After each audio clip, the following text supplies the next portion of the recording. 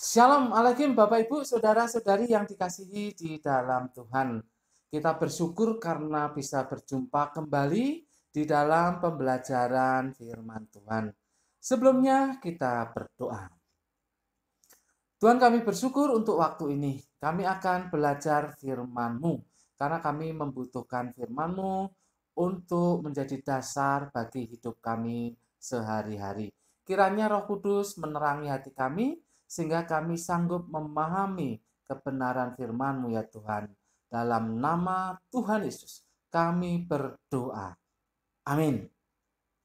Bapak Ibu Saudara-saudari yang dikasihi dalam Tuhan, hari ini Jumat 23 Juli 2021 kita akan belajar dari Yeremia pasal 29 ayat 12 sampai 14.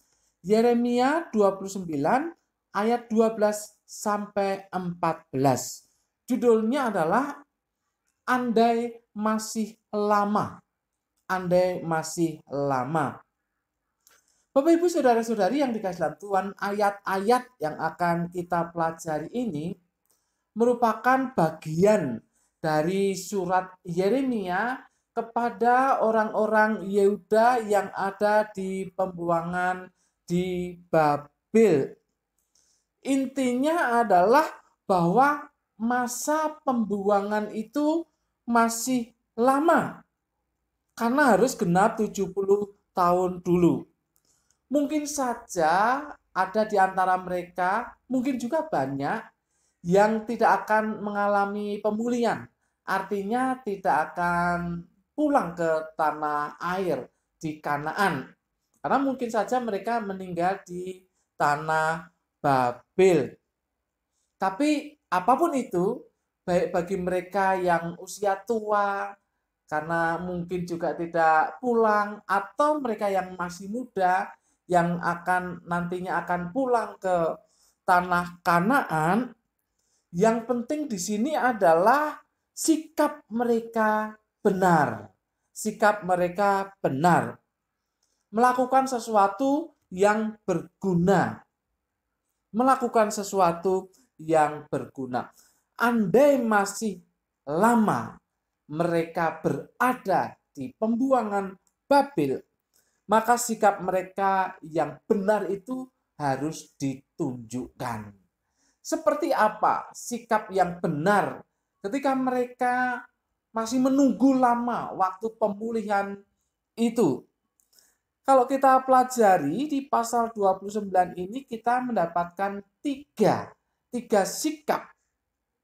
Nah, 2 diantaranya pernah kita pelajari tahun lalu ya. Tahun lalu kita pernah belajar 2 di antara 3 sikap yang harus ditunjukkan oleh orang-orang buangan menunggu waktu pemulihan tiba. Yang pertama yang sudah kita pelajari adalah menjalani hidup dengan benar untuk diri sendiri. Menjalani hidup dengan benar untuk diri sendiri. Perhatikan ayat yang ke-5 dan 6. Dirikanlah rumah untuk kamu diami, buatlah kebun untuk kamu nikmati hasilnya, ambillah istri untuk memperanakkan anak laki-laki dan perempuan. Ambilkanlah istri bagi anakmu laki-laki dan carikanlah suami bagi anakmu perempuan, supaya mereka melahirkan anak laki-laki dan perempuan, agar di sana kamu bertambah banyak dan jangan berkurang. Sikap yang benar, jadi menjalani hidup yang benar untuk diri sendiri. Mereka harus tetap mendirikan rumah. Jadi mereka jangan menjadi tunawisma. Mereka jangan menjadi gelandangan di negeri asing. Karena masih lama. Masih lama. Masa itu masih lama. Masih lama pemulihan yang dinantikan itu. Jadi mereka harus mendirikan rumah. Jangan jadi gelandangan. Mereka harus membuat kebun. Itu artinya berusaha untuk hidup mandiri. Mereka juga harus menikah atau berkeluarga. Sehingga mereka ada keturunannya. Sehingga jumlah mereka tidak semakin berkurang. Tapi tetap bahkan semakin bertambah. Jadi sikap pertama yang benar itu menjalani hidup dengan benar untuk diri sendiri. Tapi yang kedua, menjalani hidup yang dengan benar untuk menjadi berkat. Perhatikan ayat yang ke-7. Usahakanlah kesejahteraan kota, kemana kamu aku buang, dan berdoalah untuk kota itu kepada Tuhan, sebab kesejahteraannya adalah kesejahteraanmu. Jadi ini adalah berbuat benar untuk menjadi berkat, mengusahakan kesejahteraan kota. Nah, kemudian sikap yang ketiga yang akan kita pelajari saat ini adalah membangun kerohanian dengan benar. Andai masih lama masa pemulihan itu, andai masih lama mereka harus berada di pembuangan, andai masih lama mereka harus menjadi orang-orang tawanan, bahkan mungkin budak, ada yang menjadi budak. Andai kata masih lama situasi atau keadaan yang menyengsarakan itu, andai masih lama mereka harus membangun kerohanian yang benar. Mereka harus membangun kerohanian yang benar. Mari kita baca ayatnya. Yeremia 29 ayat 12 sampai 14. Demikian. Dan apabila kamu berseru dan datang untuk berdoa kepadaku, maka aku akan mendengarkan kamu. Apabila kamu mencari aku, kamu akan menemukan aku. Apabila kamu menanyakan aku dengan segenap hati, aku akan memberi kamu menemukan aku. Demikianlah firman Tuhan. Dan aku akan memulihkan keadaanmu dan akan mengumpulkan kamu dari antara segala bangsa dan dari segala tempat kemana kamu telah kucerai-beraikan. Demikianlah firman Tuhan. Dan aku akan mengembalikan kamu ke tempat yang dari mana aku telah membuang kamu. Perhatikan di sini. Ada dua, ya, tapi bahkan empat, karena yang dua itu ya saya jadikan satu. Ada dua, bahkan empat. Membangun kerohanian yang benar. Kita lihat bagian pertama, berseru dan berdoa. Berseru dan berdoa. Bapak Ibu saudara-saudari yang dikasihi dalam Tuhan, Alkitab mengatakan, dan apabila kamu berseru dan datang untuk berdoa. Berseru di dalam bahasa Ibrani adalah hara. Itu bisa berarti memproklamirkan. Jadi kalau berseru kepada Tuhan itu memproklamirkan nama Tuhan. Tetapi bisa juga berarti memanggil, yaitu memanggil untuk menjumpai. Nah, sepertinya ayat ini adalah artinya memanggil untuk menjumpai. Andai kata kamu memanggil aku untuk menjumpai aku, demikian ya. Andai kata kamu memanggil untuk berjumpa denganku, itu maksudnya. Kemudian kata berdoa dipakai kata Ibrani palal, itu sama artinya dengan memohon. Bapak Ibu saudara-saudari yang dikasihi dalam Tuhan, di dalam kehidupan yang masih serba tidak enak itu, masih serba menyengsarakan itu, bangsa Yehuda di tanah pembuangan masih dalam keadaan yang susah, sulit. Oleh sebab itu mereka harus membangun kerohanian mereka dengan benar. Yaitu mereka harus berseru kepada Tuhan, berdoa kepada Tuhan. Artinya mereka mempunyai usaha untuk menyampaikan keberadaan mereka di hadapan Tuhan. Itu berarti berkonotasi mereka sungguh-sungguh meminta Tuhan menjawabnya. Sungguh-sungguh merendahkan diri di hadapan Tuhan. Jadi mereka berseru dan berdoa kepada Tuhan. Kemudian bagian yang kedua, mencari dan menanyakan. Ini dijadikan satu juga karena artinya mirip-mirip ya. Mencari. Apabila kamu mencari aku, apabila kamu menanyakan aku. Kata mencari di dalam bahasa Ibrani adalah bahas. Bahas. Itu gambarannya seperti kalau kita searching itu ya. Kalau kita buka laptop, buka internet, lalu kita ingin mencari sesuatu ya, searching. Itu begitu gambarannya. Jadi menyelidiki gitu ya. Sungguh-sungguh ingin mencari jawaban. Sungguh-sungguh ingin mencari apa yang dibutuhkan.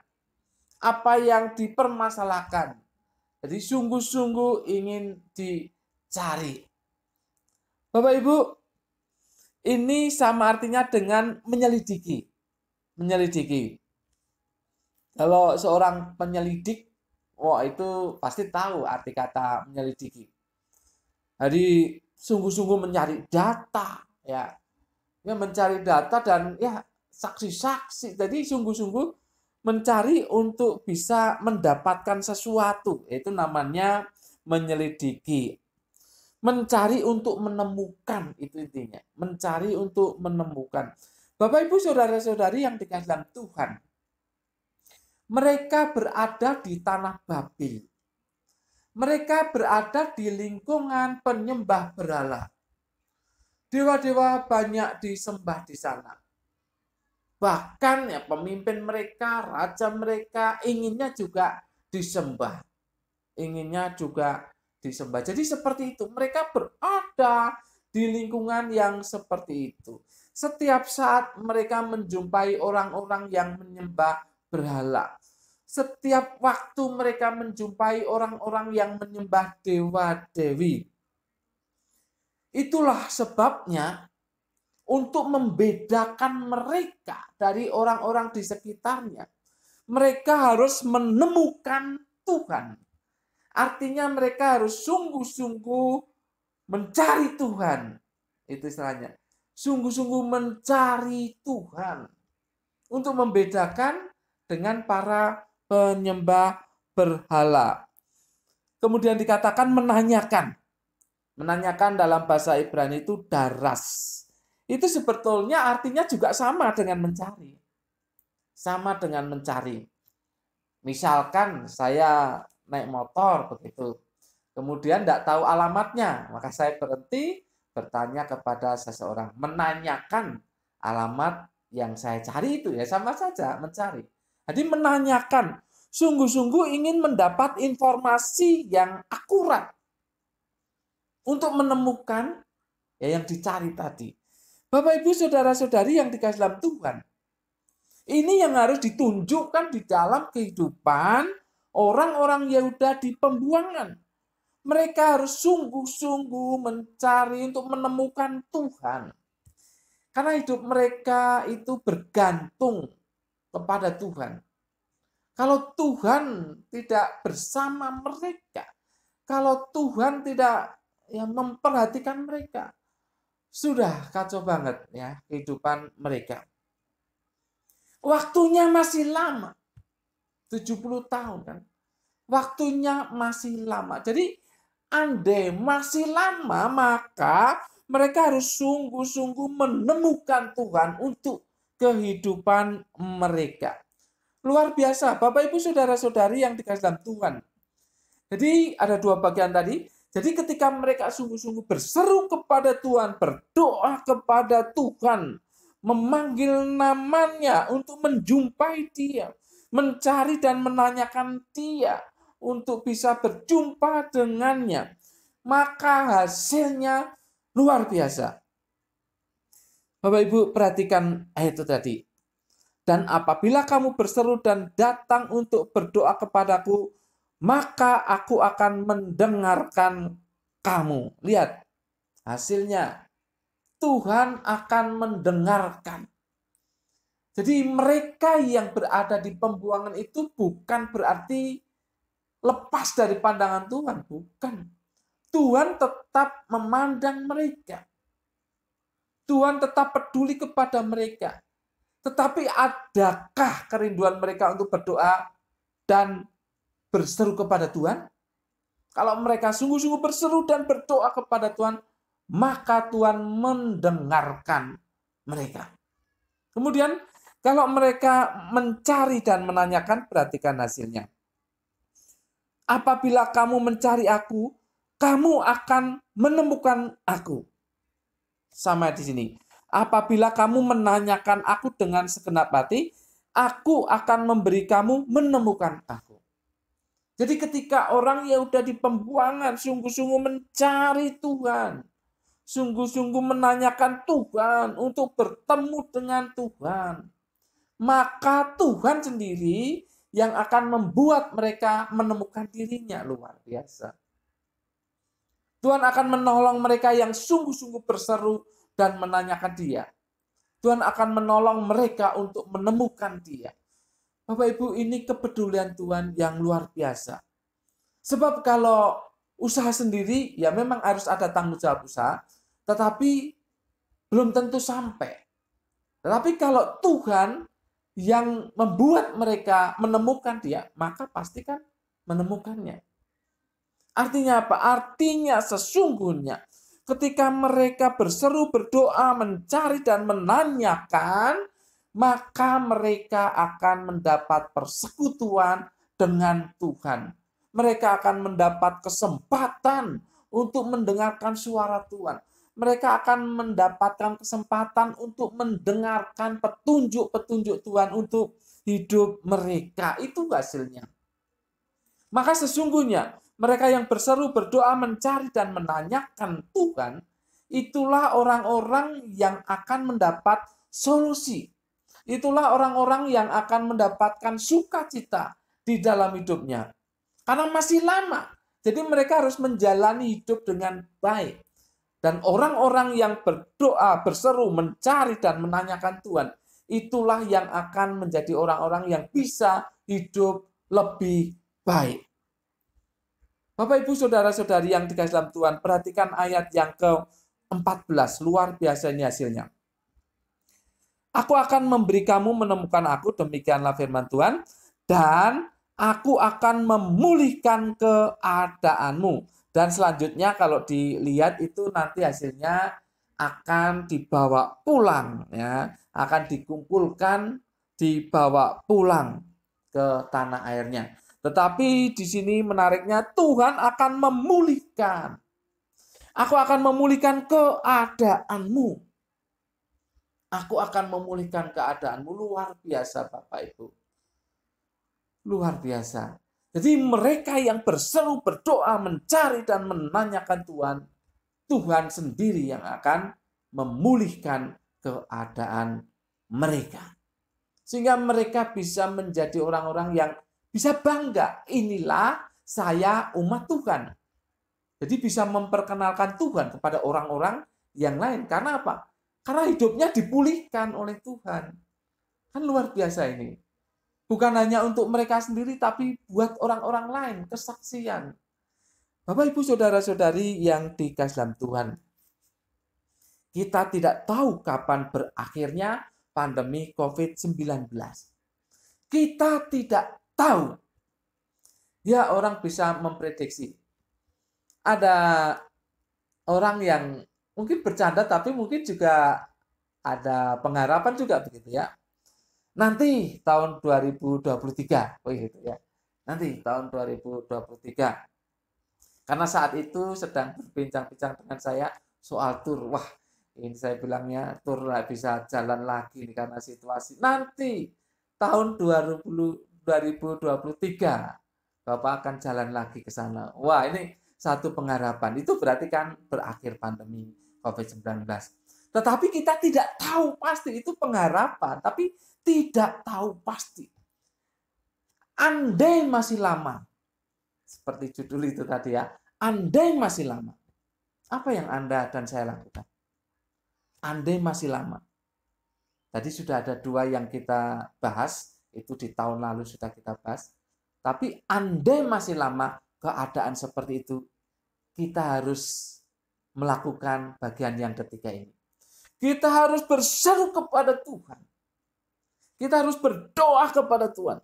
Kita harus mencari Tuhan. Kita harus menanyakan Tuhan.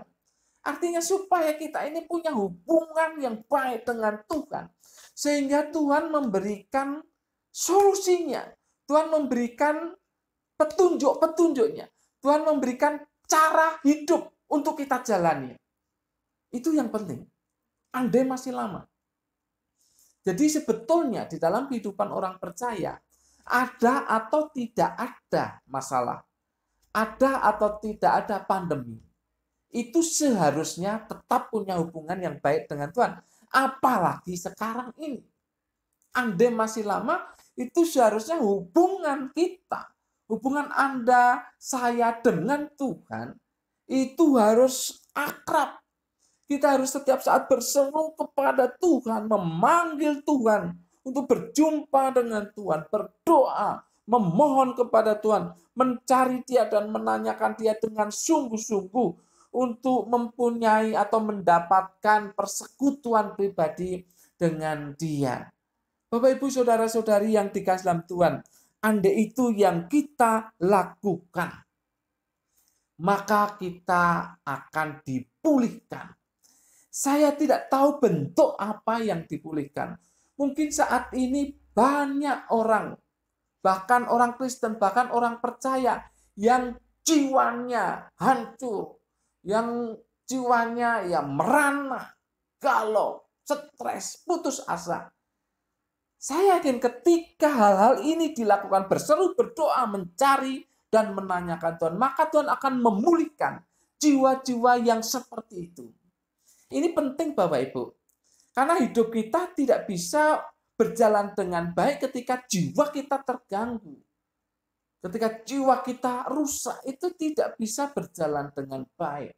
Bagaimana mungkin kita bisa berhidup dengan menjadi saksi atau bersaksi di hadapan orang lain kalau kita sendiri jiwanya merana? Itu kan nampak di dalam muka, di dalam sikap, di dalam perkataan, nampak itu. Dan kita tidak mungkin bisa bersaksi atau menjadi saksi bagi orang lain. Bapak, Ibu, Saudara-saudari yang dikasihi dalam Tuhan, andai masih lama pandemi ini, andai.